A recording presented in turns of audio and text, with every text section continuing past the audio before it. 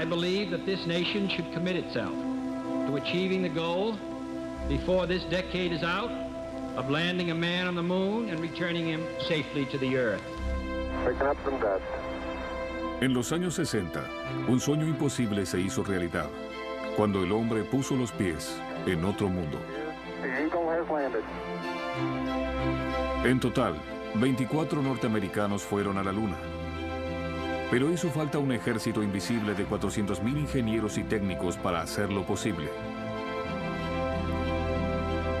Esta es la historia de los hombres y mujeres que construyeron las máquinas que nos llevaron a la Luna. Vehículos lunares, el rover lunar.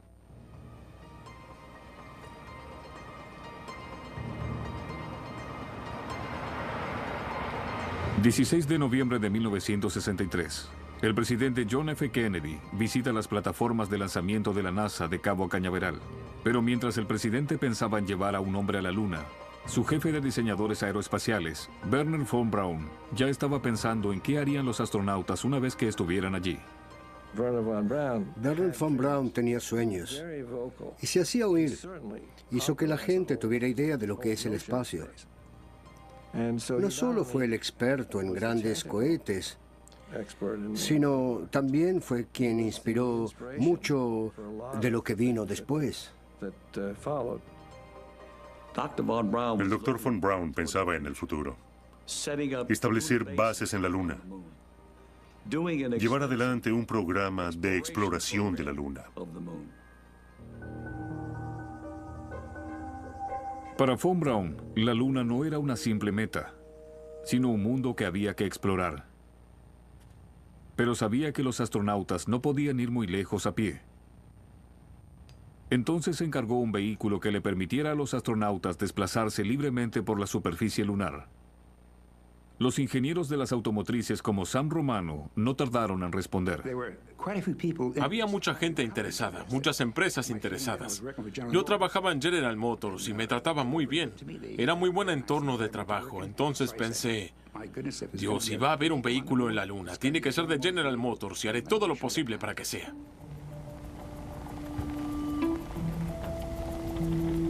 En todo Estados Unidos, las empresas de ingeniería presentaron una gran variedad de diseños para el desafío presentado por von Braun.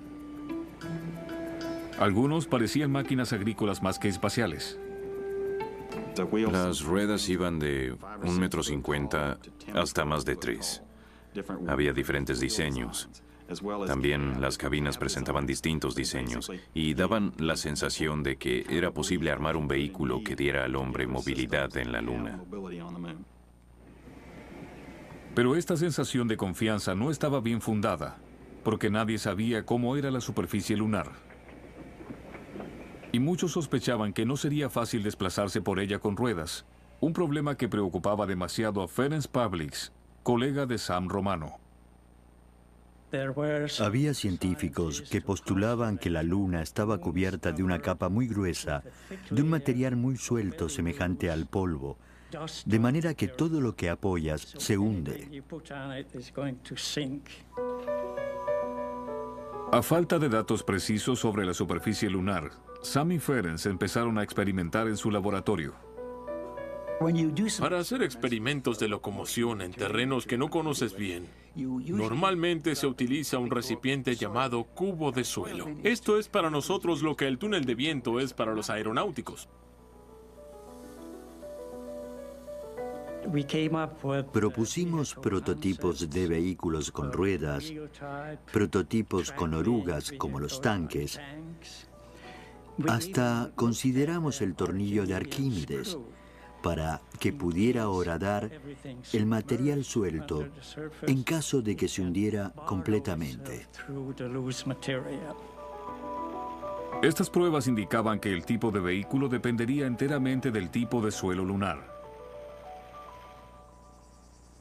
Pero esta averiguación estaba fuera del alcance incluso de los telescopios más potentes.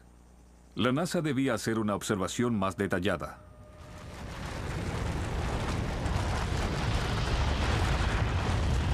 Habían pasado solo 4 años desde la instalación de los primeros satélites en el espacio. Sin embargo, el ambicioso programa del rover lunar ya había sido enviado a la Luna. Estas sondas lunares permitían llevar cámaras de televisión que transmitirían imágenes en vivo de la superficie al ir acercándose a ella. Pero la Luna era un destino difícil, y las primeras misiones no lograron volver a la órbita terrestre o ni siquiera tocaron la Luna. Luego, en julio de 1964, tras 6 intentos frustrados, una misión llegó a la Luna, con sus cámaras y su transmisor intactos.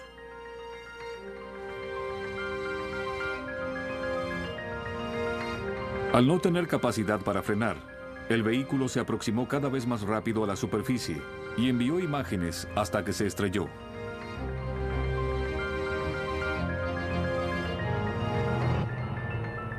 Pero esos últimos segundos de vuelo dieron datos más precisos que los que hubo hasta entonces.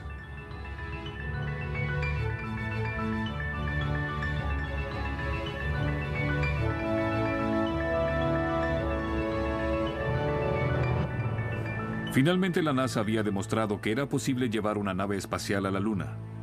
El paso siguiente para conocer mejor su superficie era intentar un aterrizaje. La sonda Surveyor, no tripulada, fue diseñada para aterrizar suavemente en el blando polvo lunar. Al menos, esa era la idea. Rebotó como a 3 metros y siguió dando rebotes hasta que quedó apoyado. Por eso supusimos que la superficie lunar quizá tenía una capa muy fina y blanda y una muy dura debajo. La misión Surveyor 3 demostró que era posible apoyar un vehículo de exploración con ruedas sobre la superficie lunar. Provisto de estas primeras especificaciones, Ferenc Pavliks dio comienzo a las pruebas de locomoción en la Tierra. Sabíamos, gracias al Surveyor, que la arena amontonada por el viento es muy similar a lo que cubre el suelo lunar, y por eso elegimos esta zona de dunas.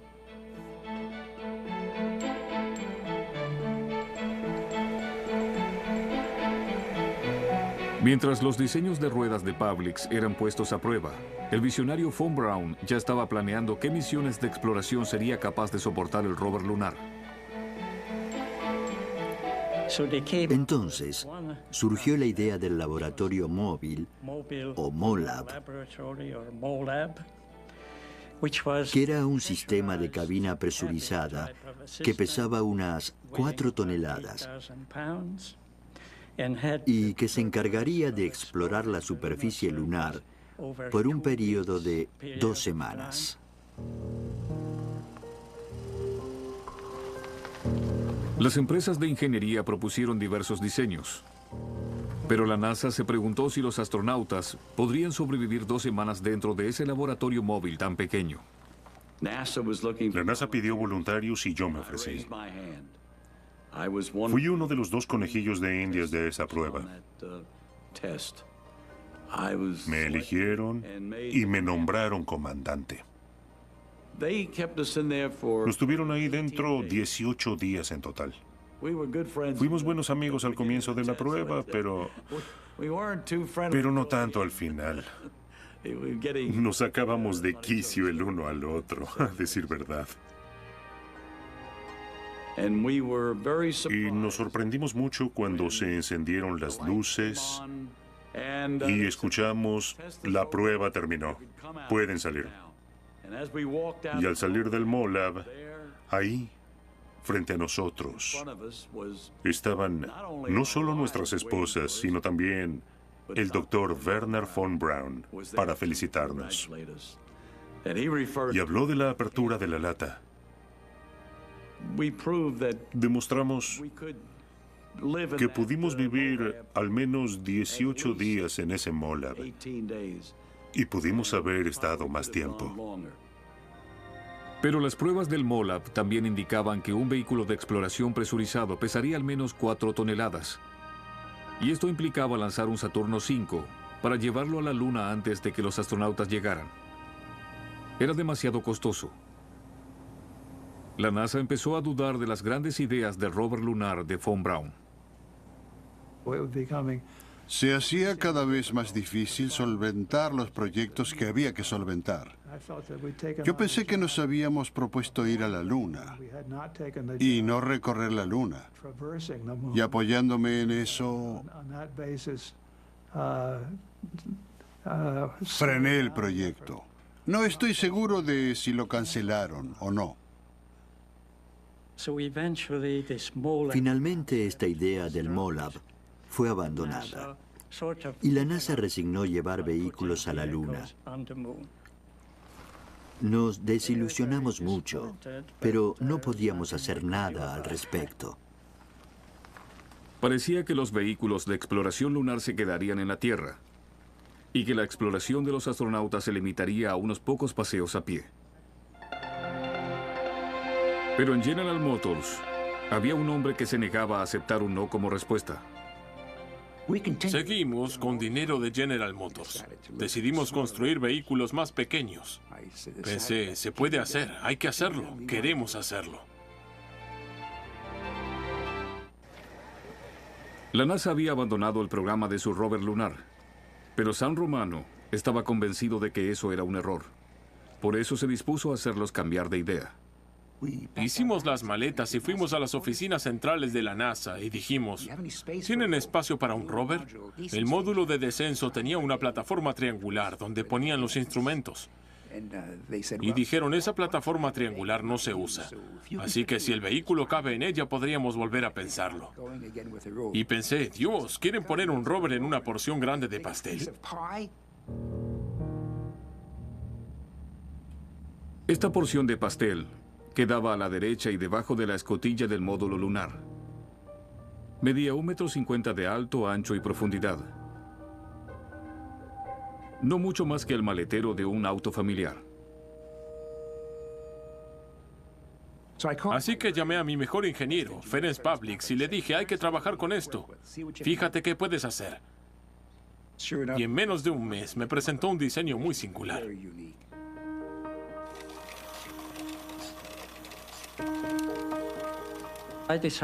Decidí construir un modelo en escala.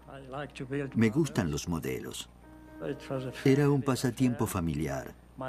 Mi esposa me ayudó a hacer los asientos y yo puse el G.I. Joe de mi hijo de 7 años en el lugar del astronauta. El nuevo diseño de Ferenc ocupaba el doble del espacio permitido. Solo una hazaña permitiría hacerlo entrar. Se nos ocurrió la idea de plegarlo.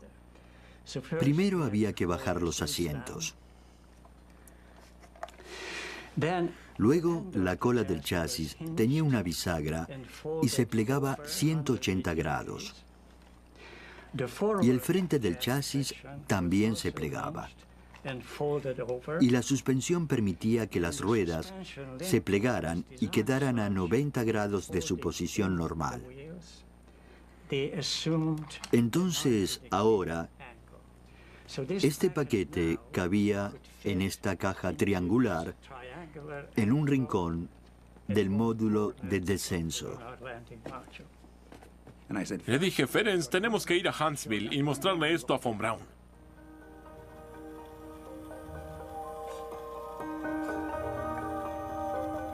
Fuimos a su oficina. Golpeamos la puerta y abrió. Y le presentamos este pequeño modelo.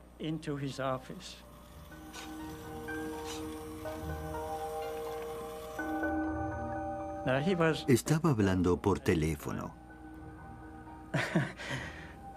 Lo miré y vi su cara de gran sorpresa. Colgó el teléfono y dijo, ¿qué traen por aquí?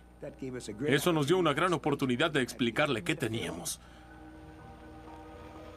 Habíamos hecho una película. Le mostramos una película muy breve de cómo funcionaba, una demostración. Y estuvimos media hora hablando de esta idea y se entusiasmó mucho y apoyó la idea. Dijo, tenemos que hacerlo. Recibí una llamada un día que estaba fuera de la ciudad, de la oficina de Von Braun, y me preguntó si podía asumir la dirección de un nuevo programa que habían dado a Marshall. el programa del rover lunar. Y pregunté qué podía ser un experto en propulsión en el desarrollo de un auto. Al principio tuve muchas dudas, pero tampoco le puedes decir que no a un hombre como él cuando te ofrece una tarea para la cual te tiene confianza. Una vez convocado el mejor ingeniero de Von Braun, el sueño de manejar por la Luna se reanudó. Una vez más, la NASA licitó la fabricación de un rover lunar liviano. Y el equipo de General Motors de repente se vio ante la dura competencia de Grumman Aerospace. Grumman estaba construyendo el módulo de excursión lunar, el que llevaría el rover a la Luna. Pero si eso no era una ventaja suficiente, también presentó un diseño innovador. Una diferencia fundamental del diseño de Grumman era que presentamos la llamada rueda cónica.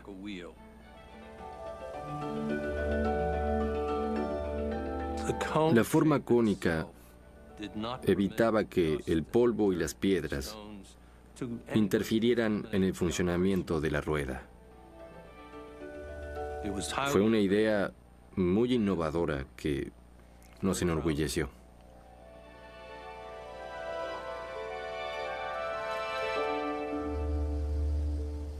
La idea de Grumman está más allá. Rayos, nadie va a estar conforme con algo que usas un par de veces y luego dejas ese aparato de $20 millones ahí tirado. Esto no era para solo unos días en la Luna. Con solo pulsar un botón, se encendía y permitía a Houston seguir explorando y meterse en cráteres donde el hombre no se animaría si fuera tripulado. El rover robotizado de Grumman era un rival fuerte, pero ¿tanto como para competir por la adjudicación? Finalmente eligieron el desarrollo del vehículo plegable. General Motors hizo un trabajo espléndido. Era muy fácil plegar ese vehículo. Primero se despliega así. El rover plegable de General Motors fue el ganador. En julio de 1969, se adjudicó el contrato para fabricar el vehículo lunar al equipo dirigido por Sam Romano y Ferenc Pavliks. Los dos eran individuos excepcionales. Tenían una creatividad y una confianza en sí mismos que te hacían creer que el producto ya estaba listo para salir de la línea de producción. Cuando Ferenc me mostró la solución que proponía, me asombré. Le dije, sabía que podías y pudiste. Muy bien, Ferenc.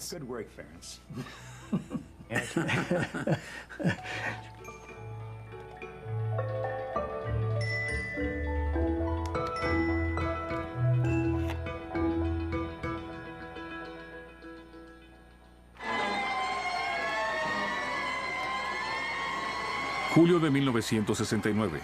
La tripulación del Apolo 11 regresa. Los primeros hombres en caminar por la Luna.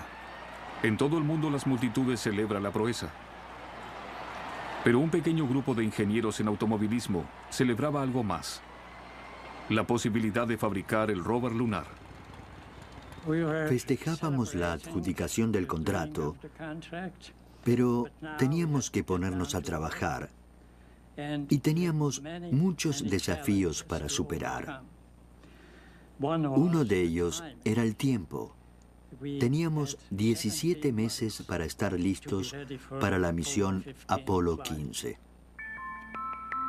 Para ayudarles a entregar el rover a tiempo, General Motors se había asociado con la Boeing, la gran empresa de aviación. Pero aún allí el director del proyecto, Jim Coward, consideraba que el plazo era un poco exigente. Pensé mucho en el plazo que teníamos para hacer eso, pero nos dijeron cumplan. En lo que respecta a la ingeniería lo hicimos, trabajamos sin parar. Ferenc y Sam ya habían hecho funcionar un modelo en miniatura de su diseño, pero ahora Boeing tenía que construirlo a escala natural, y la cuestión más ardua era el peso.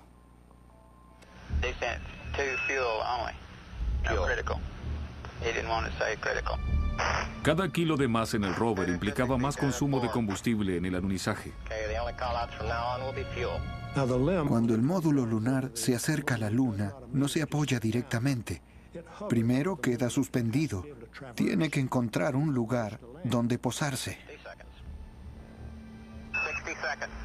Cada kilo les resta unas 0.2 de segundo del tiempo en suspensión. Esto es importante porque cuanto más peso llevan, más combustible necesitan para estar suspendidos. El Apolo 11 ya había alunizado cuando le quedaba combustible solo para unos pocos segundos. Era fundamental que el rover fuera lo más liviano posible. El plan original era tener un rover que pesara 180 kilos. Eso exigía cuidar cada gramo en el programa de fabricación, porque el rover fue un agregado al módulo de excursión lunar. Y se sumaron otros desafíos cuando los primeros en caminar por la Luna regresaron con informes directos de cómo era el polvo lunar, que fueron noticias desalentadoras para los diseñadores.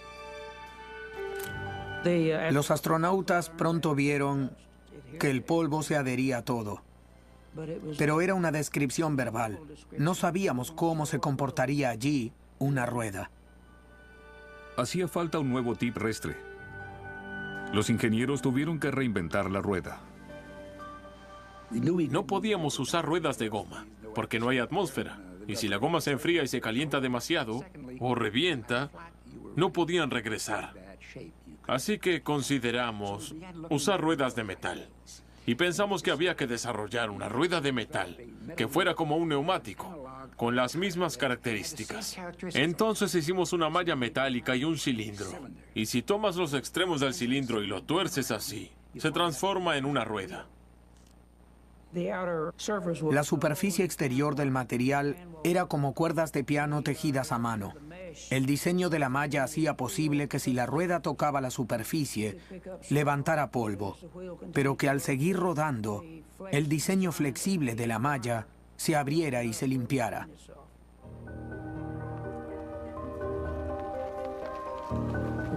Probamos distintas ruedas en distintos suelos.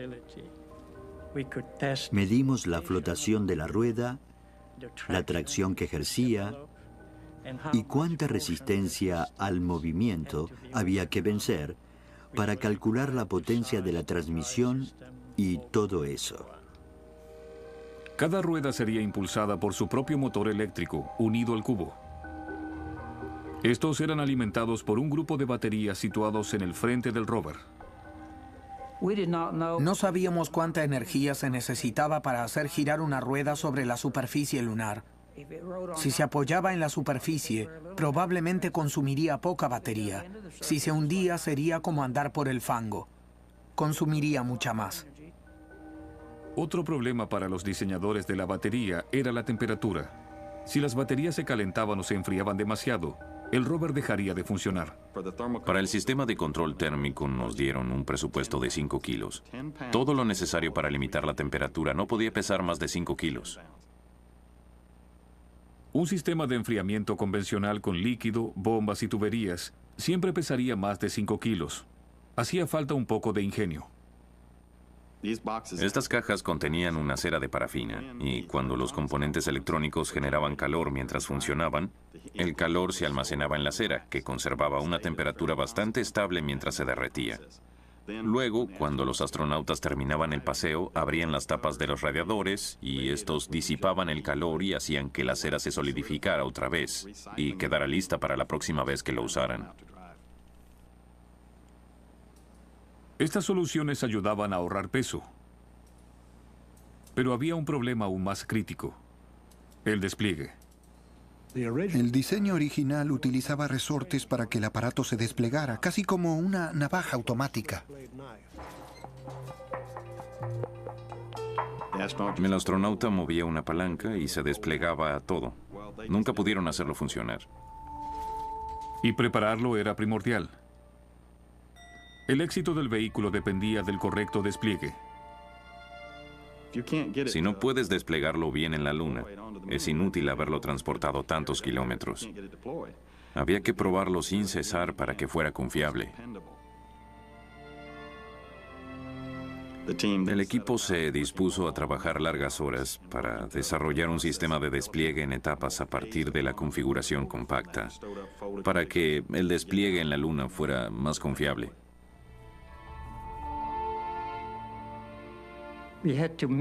Había que minimizar el trabajo de los astronautas y terminamos instalando articulaciones con resortes que cuando las soltabas, el resorte se abría automáticamente.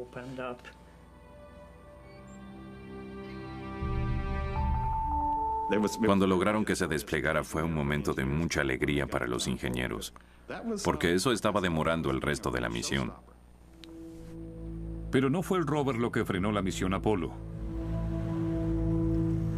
El 14 de abril de 1970, el mundo supo que había habido una explosión a bordo de la nave de la misión Apolo 13. 3 astronautas estaban perdidos en el espacio.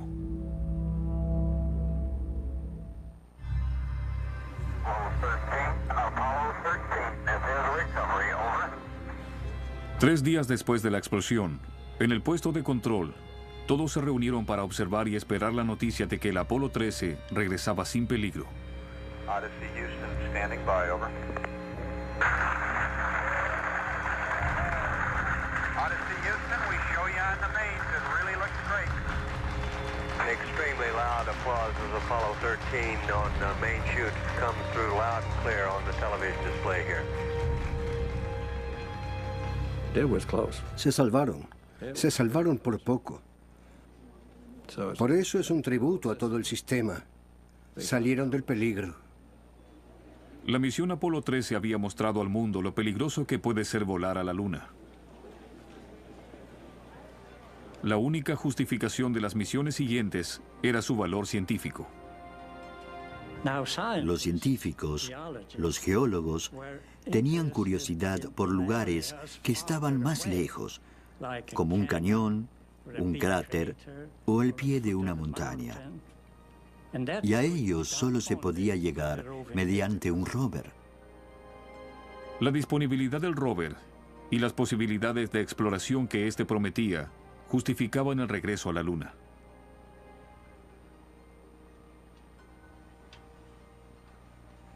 Un año antes del lanzamiento del Apolo 15, General Motors tuvo listo su nuevo vehículo explorador. El comandante de la misión, Dave Scott, fue el primero en aprender a conducirlo. Los ingenieros lo llamaban entrenamiento con gravedad, porque había sido diseñado para la gravedad de la Tierra y no para la de la Luna. El carro de entrenamiento era una máquina fabulosa. Lo usaban para entrenar astronautas para manejar el vehículo. Tenía las mismas prestaciones y configuración que el rover.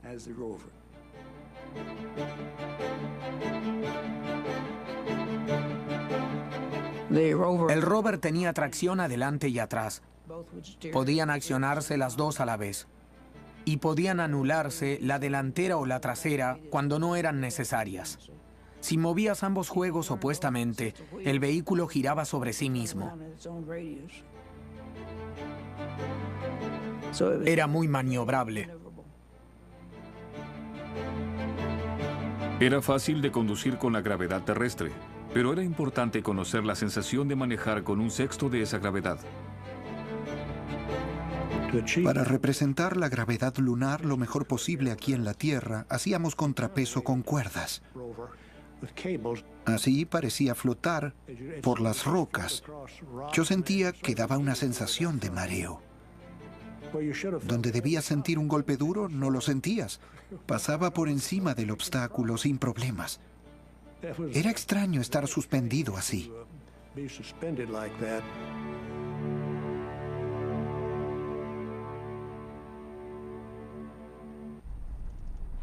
Terry Houston, you go for Palmaro.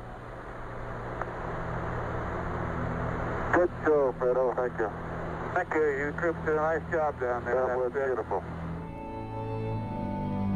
Mientras las tripulaciones se entrenaban en condiciones que imitaban las de la Luna, el Apolo 14, la última misión sin rover, partió hacia la Luna. Mobility is very great under this crushing 116 load, Houston. Pero llevó un vehículo de 2 ruedas llamado MET, una especie de carro de golf para llevar experimentos e instrumentos. Altitude got the back of the mitt now and we're carrying it up. I think it seems easier. Ese carro del Apolo 14 tenía neumáticos de goma. Desde entonces supimos que tenían grandes problemas para evitar que esos neumáticos no se enfriaran demasiado y se resquebrajaran.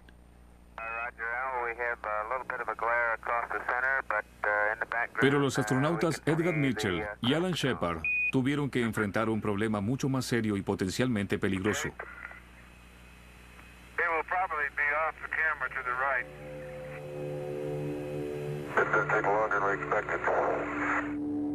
Cuanto más se alejaban del módulo lunar, más les costaba determinar dónde estaban. Y la situación se agravó porque quedaron fuera del alcance de la cámara situada en el lugar de aterrizaje, y al no verlos, el puesto de control no podía ayudarlos a orientarse. La navegación en la Luna presenta un desafío que no existe en la Tierra. No hay norte magnético, el que marcan las brújulas convencionales. Entonces hay que crear un norte magnético. Y para crear su propio norte, recurrieron a lo único en lo cual podían confiar: el Sol.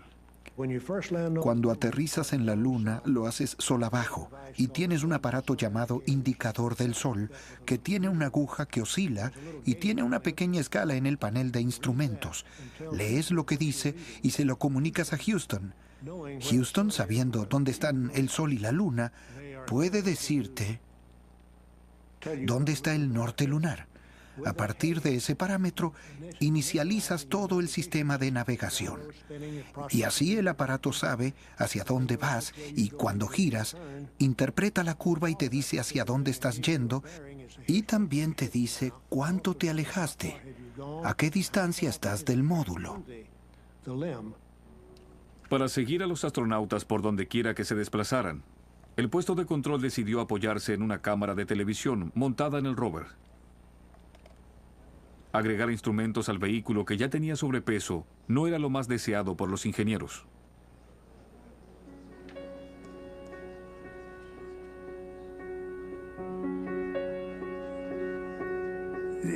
Fueron momentos muy difíciles, de mucha tensión. Trabajábamos hasta muy tarde, quizás 16 o 17 horas por día, y casi siempre los sábados, y a veces los domingos. Sinceramente, no hubo momentos de tranquilidad. Los únicos momentos tranquilos que tuve eran cuando volvía de trabajar cada día, después de una jornada estresante. Cada día surgía un problema nuevo que había que solucionar. O veíamos que no íbamos a poder cumplir con algo del programa, a no ser que hiciéramos algo diferente. Nadie se murió, pero sí hubo gente que se enfermó porque a veces trabajábamos casi día y noche. No quisiera tolerar eso otra vez. Preferiría enlistarme antes que eso. Contra viento y marea, el 10 de marzo de 1971, Boeing y General Motors entregaron el primer rover listo para la misión a la NASA.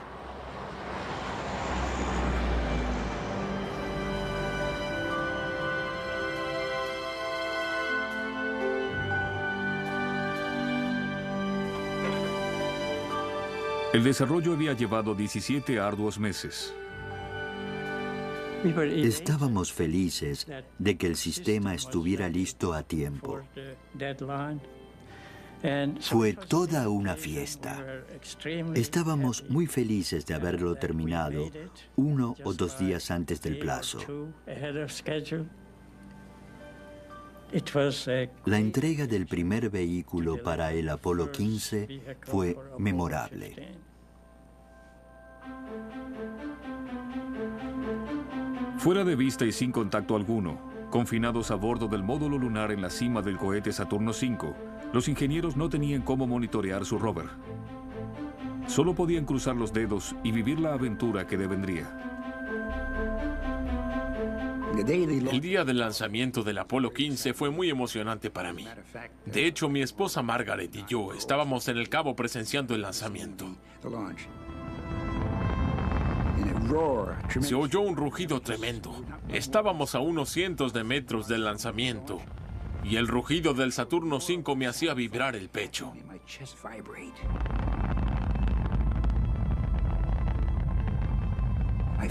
Sentía golpes en el pecho y pensé, Dios, esto es emocionante. Pensábamos, allí se eleva nuestra criatura. Espero que todo resulte como debería. Algunos llevábamos años trabajando en esto y costaba creerlo, pero despegaron. Pero siempre te preguntas, ¿y si llega a la Luna, podrá volver? Nadie sabía si el complejo mecanismo de despliegue del rover había sobrevivido a la fuerza del despegue. Lo sabrían recién 3 días después, cuando se desplegara en la superficie de la Luna. Dave, an extraordinary television picture here. 31 de julio de 1971. El comandante del Apolo 15, Dave Scott, pone los pies en la Luna. Sus palabras hacen eco del sueño de la exploración lunar que habían inspirado a Wernher von Braun y a todos los ingenieros del Apolo.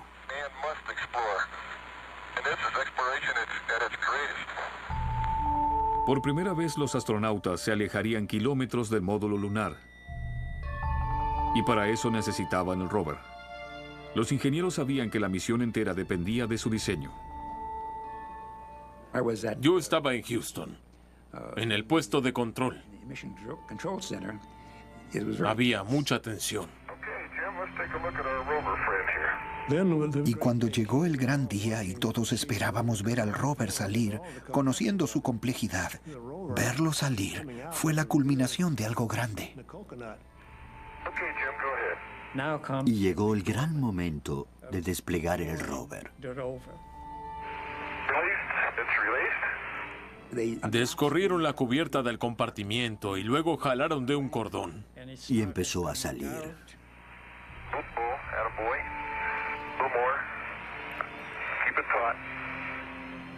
Las ruedas se desplegaron. Una gran alegría. Sale y luego se despliega correctamente la segunda parte. Y todo el vehículo queda en la superficie. Sin problemas hasta aquí, pero cuando Dave Scott y Jimmy Irwin empezaron a verificar los mecanismos, descubrieron algo que desanimó a todos en el puesto de control.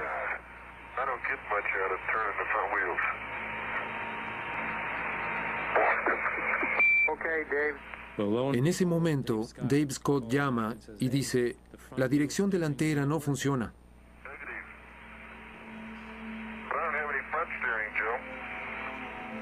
Pensamos, 17 meses de trabajo para nada.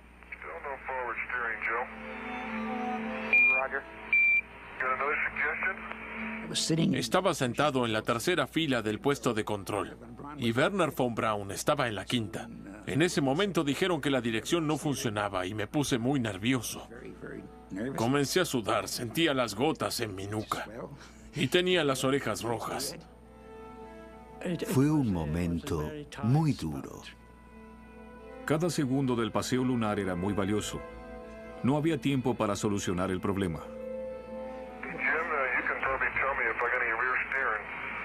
Por suerte el rover tenía dirección en las 4 ruedas y la trasera parecía funcionar bien. Era suficiente. Roger, Dave, press on. Okay, it's a good idea. Hey, Jim, I'm going to bring her around here and let's get on with it, okay? Ahora por fin llegaba el momento de la verdad para los ingenieros del rover. Después de todo lo que habían padecido, ¿funcionaría? Estábamos muy ansiosos por ver qué pasaría. Okay, Jim, here we go. Okay, Dave, we want a heading of 203. Okay, 203, checkpoint 1. Gonna miss that double increment, I can see that now.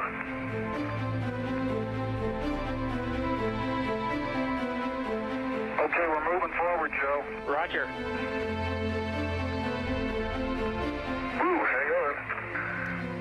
Habían pasado apenas 10 años desde el primer vuelo tripulado al espacio, y ahora 2 astronautas estaban manejando en otro mundo. rock and roll ride, isn't it? Never been on a ride like this before. Oh boy. I'm glad they got this great suspension system on this thing. Boy.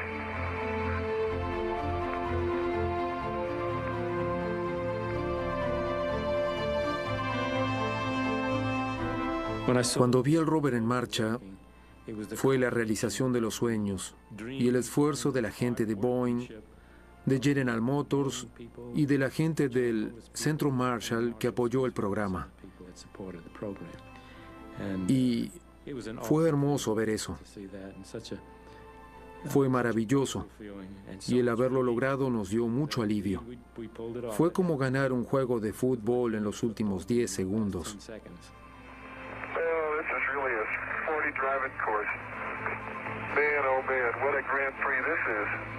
Fue lo más lejos que llegó cualquier astronauta del relativo resguardo del módulo lunar.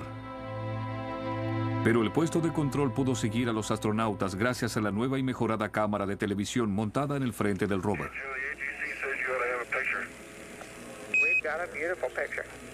El operador de cámaras, Ed Fendel, la dirigía a control remoto.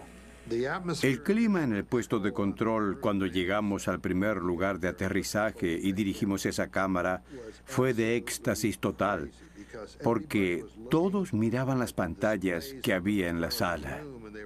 Y ver esto fue increíble.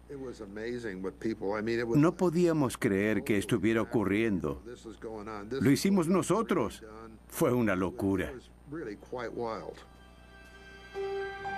A lo largo de 3 días, Dave Scott y Gene Irwin recorrieron en el rover unos 25 kilómetros por las planicies de Hadley. Fue el viaje de estudios geológicos más extraordinario de la historia. Imagine that, Joe. Here sits this rock, and it's been here since before creatures roamed the sea on our little Earth. There it is. And there it is, Houston. There's Camelot. Right on target. I see it. We got them all. Otros 2 rovers fueron a la Luna en las últimas misiones Apolo, la 16 y la 17.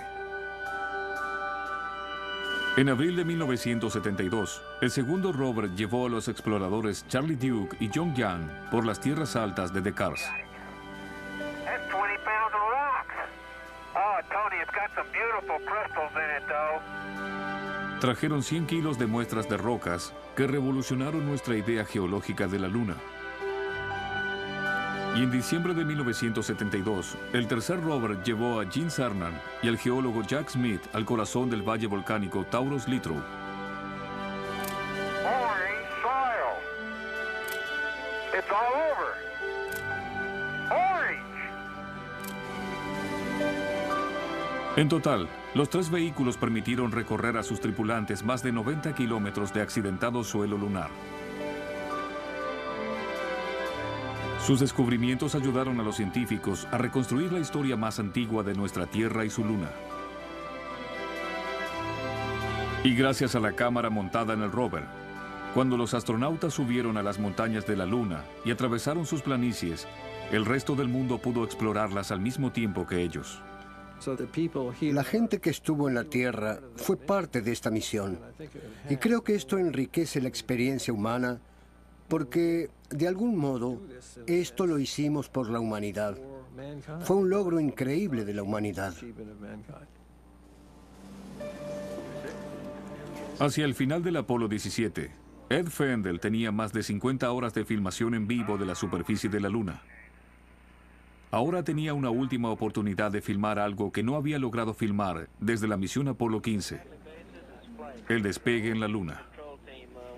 El retraso de 6 segundos entre pulsar los botones en el puesto de control y ver el resultado en su pantalla le complicaba esa tarea. En Apolo 15 tuvimos problemas con los motores del sistema de cámaras. En Apolo 16, el módulo lunar se salió de la imagen. En Apolo 17, lo que miré para obtener esas imágenes fue un papel. En ese papel estaban el tiempo y la orden.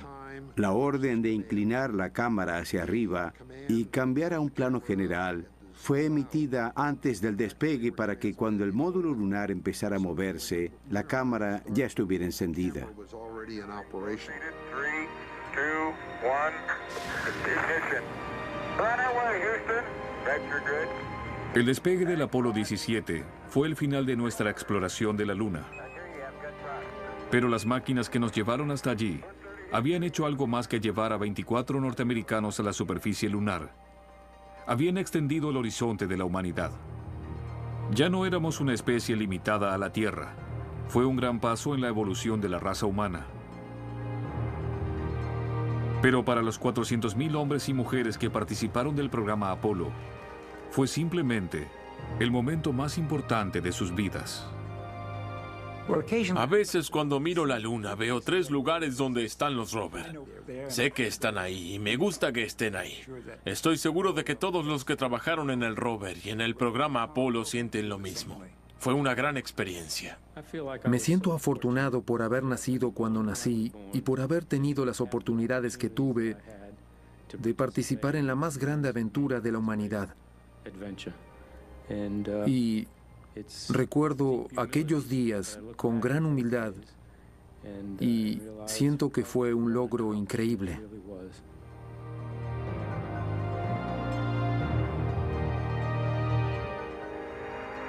And as we leave the moon, and we leave as we came, and God willing, as we shall return, with peace and in hope for all mankind.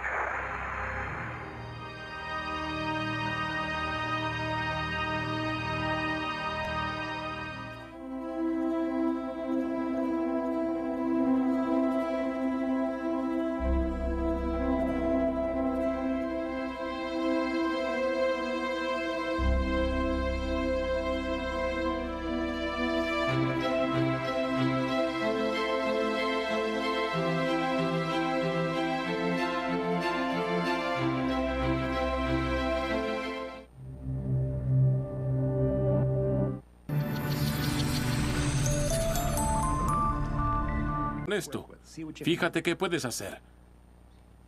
Y en menos de un mes me presentó un diseño muy singular.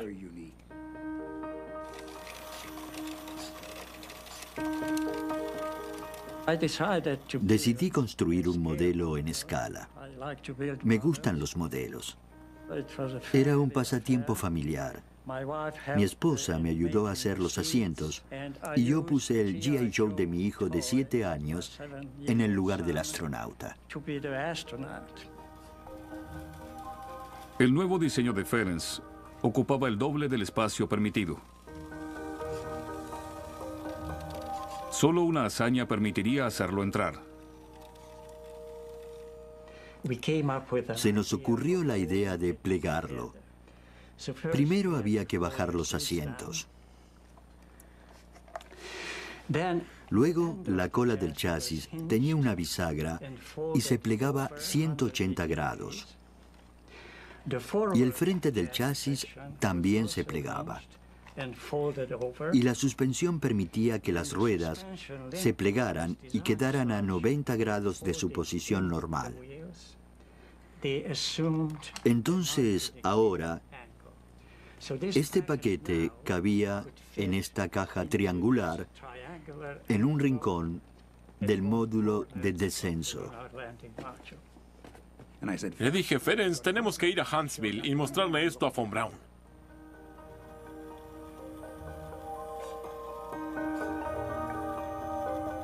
Fuimos a su oficina. Golpeamos la puerta y abrió. Y le presentamos este pequeño modelo.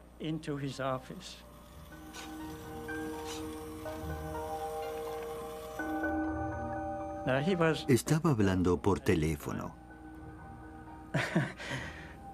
Lo miré y vi su cara de gran sorpresa. Colgó el teléfono y dijo, ¿qué traen por aquí?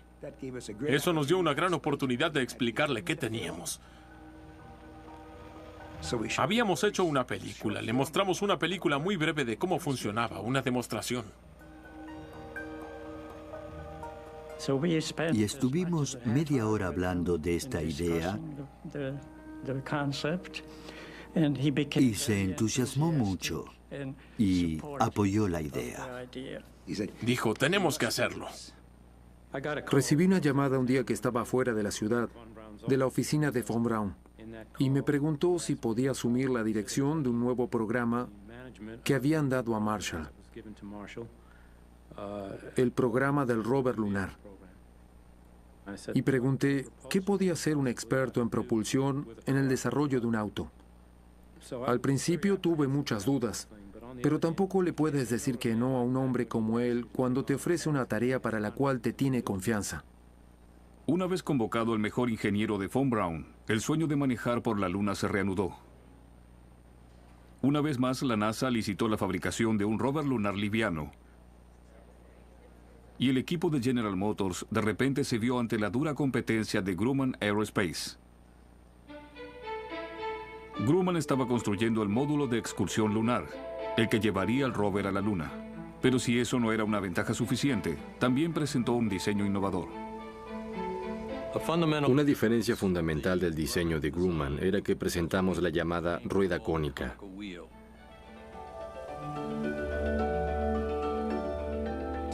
La forma cónica evitaba que el polvo y las piedras interfirieran en el funcionamiento de la rueda. Fue una idea muy innovadora que nos enorgulleció.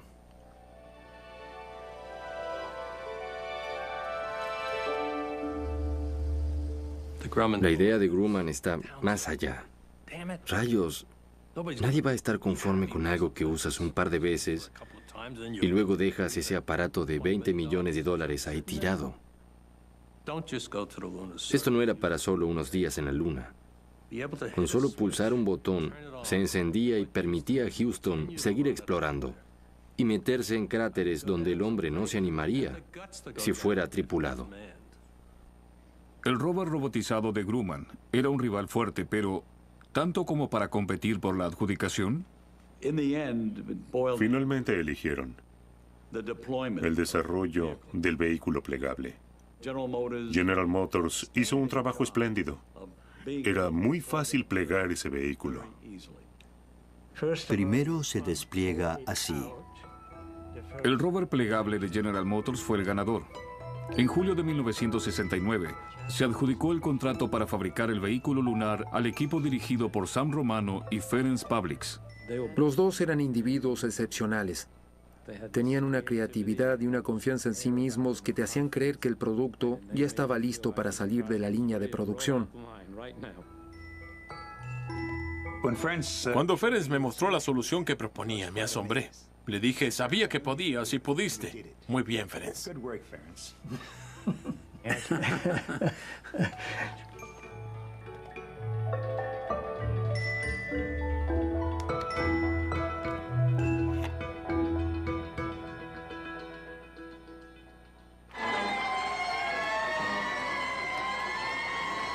Julio de 1969. La tripulación del Apolo 11 regresa. Los primeros hombres en caminar por la Luna. En todo el mundo las multitudes celebran la proeza. Pero un pequeño grupo de ingenieros en automovilismo celebraba algo más. La posibilidad de fabricar el rover lunar. Festejábamos la adjudicación del contrato, pero teníamos que ponernos a trabajar y teníamos muchos desafíos para superar. Uno de ellos era el tiempo. Teníamos 17 meses para estar listos para la misión Apolo 15. Para ayudarles a entregar el rover a tiempo, General Motors se había asociado con la Boeing, la gran empresa de aviación. Pero aún allí el director del proyecto, Jim Coward, consideraba que el plazo era un poco exigente. Pensé mucho en el plazo que teníamos para hacer eso, pero nos dijeron cumplan. En lo que respecta a la ingeniería lo hicimos, trabajamos sin parar. Ferenc y Sam ya habían hecho funcionar un modelo en miniatura de su diseño, pero ahora Boeing tenía que construirlo a escala natural, y la cuestión más ardua era el peso. They sent 2 fuel only, no critical. He didn't want to say critical. Cada kilo de más en el rover implicaba más consumo de combustible en el alunizaje. Cuando el módulo lunar se acerca a la Luna, no se apoya directamente. Primero queda suspendido. Tiene que encontrar un lugar donde posarse. Cada kilo les resta unas 0.2 de segundo del tiempo en suspensión. Esto es importante porque cuanto más peso llevan, más combustible necesitan para estar suspendidos. El llamado cubo de suelo. Esto es para nosotros lo que el túnel de viento es para los aeronáuticos. Propusimos prototipos de vehículos con ruedas, prototipos con orugas como los tanques. Hasta consideramos el tornillo de Arquímedes para que pudiera horadar el material suelto en caso de que se hundiera completamente. Estas pruebas indicaban que el tipo de vehículo dependería enteramente del tipo de suelo lunar. Pero esta averiguación estaba fuera del alcance incluso de los telescopios más potentes. La NASA debía hacer una observación más detallada.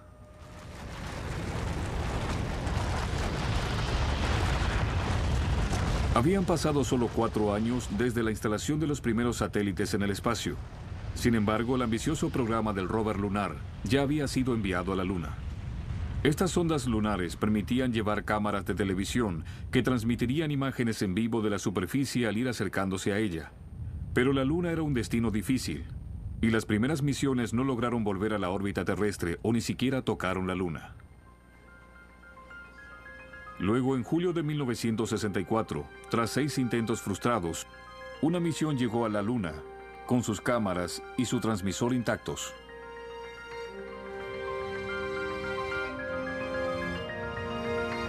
Al no tener capacidad para frenar, el vehículo se aproximó cada vez más rápido a la superficie y envió imágenes hasta que se estrelló.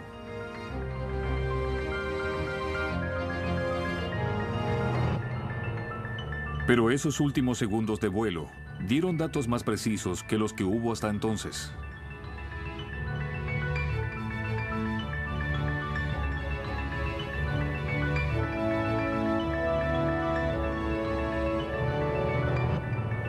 Finalmente la NASA había demostrado que era posible llevar una nave espacial a la Luna. El paso siguiente para conocer mejor su superficie era intentar un aterrizaje. La sonda Surveyor, no tripulada, fue diseñada para aterrizar suavemente en el blando polvo lunar. Al menos, esa era la idea. Rebotó como a 3 metros y siguió dando rebotes hasta que quedó apoyado. Por eso supusimos que la superficie lunar quizá tenía una capa muy fina y blanda y una muy dura debajo. La misión Surveyor 3 demostró que era posible apoyar un vehículo de exploración con ruedas sobre la superficie lunar. Provisto de estas primeras especificaciones, Ferenc Pavliks dio comienzo a las pruebas de locomoción en la Tierra. Sabíamos, gracias al Surveyor, que la arena amontonada por el viento es muy similar a lo que cubre el suelo lunar, y por eso elegimos esta zona de dunas.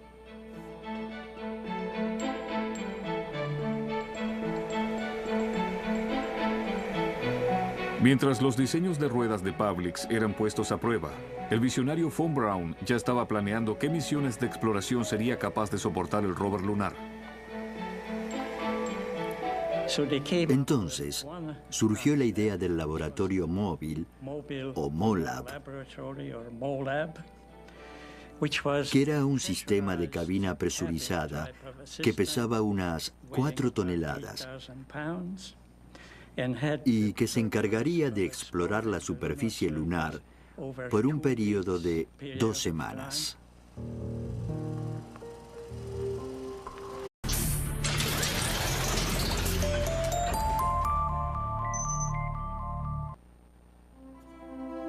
I believe that this nation should commit itself to achieving the goal before this decade is out of landing a man on the moon and returning him safely to the earth.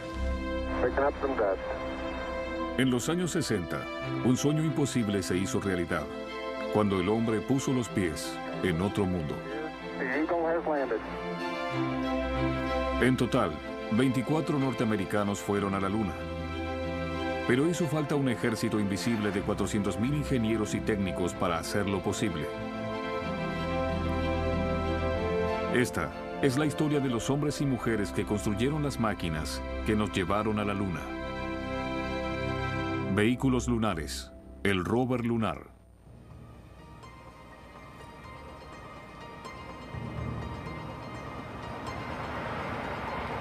...16 de noviembre de 1963... el presidente John F. Kennedy visita las plataformas de lanzamiento de la NASA de Cabo Cañaveral. Pero mientras el presidente pensaba en llevar a un hombre a la Luna, su jefe de diseñadores aeroespaciales, Wernher von Braun, ya estaba pensando en qué harían los astronautas una vez que estuvieran allí. Wernher von Braun tenía sueños y se hacía oír. Hizo que la gente tuviera idea de lo que es el espacio. No solo fue el experto en grandes cohetes, sino también fue quien inspiró mucho de lo que vino después. El Dr. von Braun pensaba en el futuro. Establecer bases en la Luna. Llevar adelante un programa de exploración de la Luna. Para von Braun, la Luna no era una simple meta, sino un mundo que había que explorar. Pero sabía que los astronautas no podían ir muy lejos a pie. Entonces encargó un vehículo que le permitiera a los astronautas desplazarse libremente por la superficie lunar. Los ingenieros de las automotrices como Sam Romano no tardaron en responder. Había mucha gente interesada, muchas empresas interesadas. Yo trabajaba en General Motors y me trataban muy bien. Era muy buen entorno de trabajo. Entonces pensé, Dios, si va a haber un vehículo en la Luna, tiene que ser de General Motors y haré todo lo posible para que sea.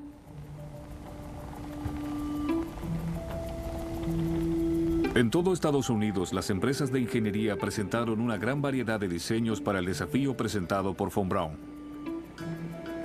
Algunos parecían máquinas agrícolas más que espaciales. Las ruedas iban de 1,50 m hasta más de 3. Había diferentes diseños. También las cabinas presentaban distintos diseños y daban la sensación de que era posible armar un vehículo que diera al hombre movilidad en la Luna. Pero esta sensación de confianza no estaba bien fundada, porque nadie sabía cómo era la superficie lunar. Y muchos sospechaban que no sería fácil desplazarse por ella con ruedas, un problema que preocupaba demasiado a Ferenc Pavlics, colega de Sam Romano. Había científicos que postulaban que la Luna estaba cubierta de una capa muy gruesa, de un material muy suelto semejante al polvo, de manera que todo lo que apoyas se hunde. A falta de datos precisos sobre la superficie lunar, Sam y Ferenc empezaron a experimentar en su laboratorio.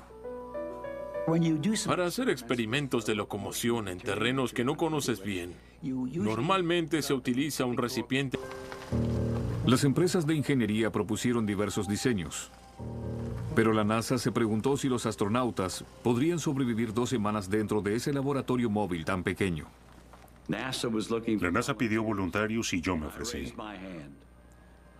Fui uno de los 2 conejillos de indias de esa prueba. Me eligieron y me nombraron comandante. Nos tuvieron ahí dentro 18 días en total. Fuimos buenos amigos al comienzo de la prueba, pero no tanto al final. Nos sacábamos de quicio el uno al otro, a decir verdad. Y nos sorprendimos mucho cuando se encendieron las luces y escuchamos, la prueba terminó. Pueden salir. Y al salir del MOLAB, ahí, frente a nosotros, estaban no solo nuestras esposas, sino también el Dr. Wernher von Braun para felicitarnos. Y habló de la apertura de la lata. Demostramos que pudimos vivir al menos 18 días en ese Mollab y pudimos haber estado más tiempo. Pero las pruebas del Mollab también indicaban que un vehículo de exploración presurizado pesaría al menos 4 toneladas. Y esto implicaba lanzar un Saturno V para llevarlo a la Luna antes de que los astronautas llegaran. Era demasiado costoso. La NASA empezó a dudar de las grandes ideas del rover lunar de von Braun. Se hacía cada vez más difícil solventar los proyectos que había que solventar. Yo pensé que nos habíamos propuesto ir a la Luna y no recorrer la Luna. Y apoyándome en eso, frené el proyecto. No estoy seguro de si lo cancelaron o no. Finalmente, esta idea del Mollab fue abandonada y la NASA resignó llevar vehículos a la Luna. Nos desilusionamos mucho, pero no podíamos hacer nada al respecto. Parecía que los vehículos de exploración lunar se quedarían en la Tierra y que la exploración de los astronautas se limitaría a unos pocos paseos a pie. Pero en General Motors había un hombre que se negaba a aceptar un no como respuesta. Seguimos con dinero de General Motors. Decidimos construir vehículos más pequeños. Pensé, se puede hacer, hay que hacerlo, queremos hacerlo. La NASA había abandonado el programa de su rover lunar, pero San Romano estaba convencido de que eso era un error. Por eso se dispuso a hacerlos cambiar de idea. Hicimos las maletas y fuimos a las oficinas centrales de la NASA y dijimos, ¿tienen espacio para un rover? El módulo de descenso tenía una plataforma triangular donde ponían los instrumentos. Y dijeron, esa plataforma triangular no se usa. Así que si el vehículo cabe en ella, podríamos volver a pensarlo. Y pensé, Dios, ¿quieren poner un rover en una porción grande de pastel? Esta porción de pastel quedaba a la derecha y debajo de la escotilla del módulo lunar. Medía 1,50 m de alto, ancho y profundidad. No mucho más que el maletero de un auto familiar. Así que llamé a mi mejor ingeniero, Ferenc Pavlik, y le dije, hay que trabajar con